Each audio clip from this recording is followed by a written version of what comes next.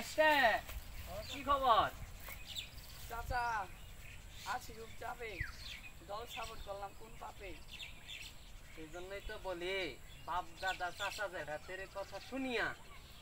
দল সাপোর্ট করলে কাটাইতে হবে দিন খাইতে চাষ করিয়া চাচা আমি অত ভাবতাছি এই নিয়ে তাই আশাবাদী যাচ্ছে বে অঙ্গীকার করি একসাথে সামনে কোপা আমেরিকা ফাইনাল ম্যাচ উদযাপন করি একসাথে